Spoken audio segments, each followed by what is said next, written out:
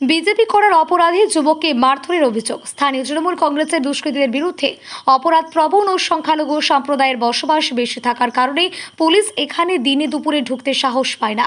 সেই সুযোগ নিয়ে বিজেপির বুথ সভাপতি নুরুল হোসেনকে ব্যাপক মারধর করে তৃণমূলের স্থানীয় দাপট নেতা আব্দুল মোহিত এবং ওর দর্পণ। আব্দুল মোহিত হুমকি দিয়ে বলেন, তুই আমার নামে কেস করেছিস, এত বড় সাহস?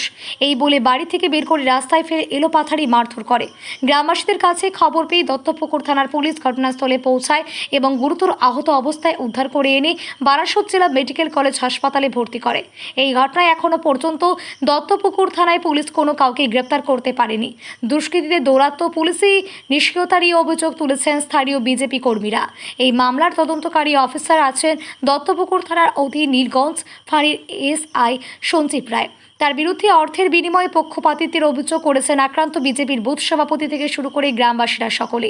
প্রভাবশালী তৃণমূল নেতা আব্দুল মোহিতের বিরুদ্ধে নীলগঞ্জ ফাঁড়ি এলাকায় এর আগে নারায়ণপুকুরিয়া অঞ্চলে আতশবাজি কারখানায় বিস্ফোরণ ঘটনাও আব্দুল মোহিতের নাম জড়িয়েছিল। কিন্তু আব্দুল মোহিত তৃণমূল কংগ্রেস সরকারের খাদ্যমন্ত্রী রথীন ঘোষের ঘনিষ্ঠ অনুগামী হওয়ার কারণে পুলিশ তাকে গ্রেপ্তার করেনি। কিন্তু আব্দুল মোহিত মোশপোল এলাকায় তোলাবাজি, জলাজমি ভরাট, অবৈধ নির্মাণ, পুকুর ভরাট, নিষিদ্ধ মাদক কারবার সহ বহু অভিযোগে অভিযুক্ত। কিন্তু প্রভাবশালী সত্ত্বেও বারবার ছাড় পেয়ে যাওয়ার রীতিমতো আতঙ্কিত স্থানীয় গ্রামবাসীরা। আমার এই 21 সালের পর থেকে বিজেপি পার্টি করি বলে আমার শুভেন্দু অধিকারীর সঙ্গে আমি মোজপল বাজি বিস্ফোরণ কাণ্ডে ঘুরেছিলাম।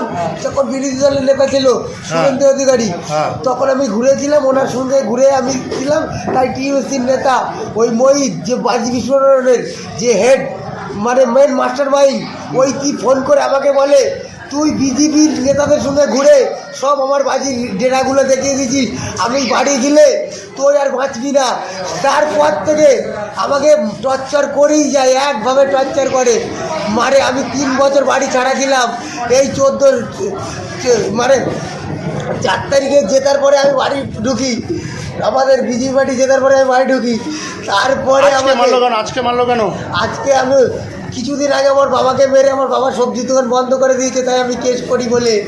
তাই আমাকে খুব মারে। আজকে আমার বাড়ির মধ্যে ঢুকে আমাকে কিছুদিন ধরে শাসাচ্ছিল যে তুই কেস করলি কেন, তোকে বাঁচাবো না।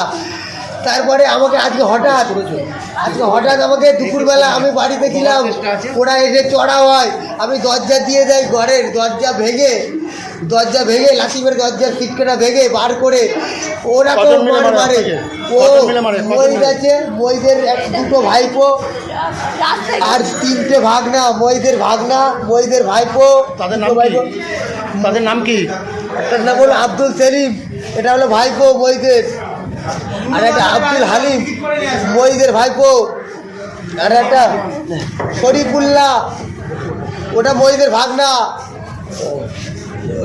কি নাম তোমার? কি নাম? ইমরান, মহিদের ভাগনা। বাড়ি কোথায় তোমার? বাড়ি কোথায়? আমার বাড়ি মোজপোল।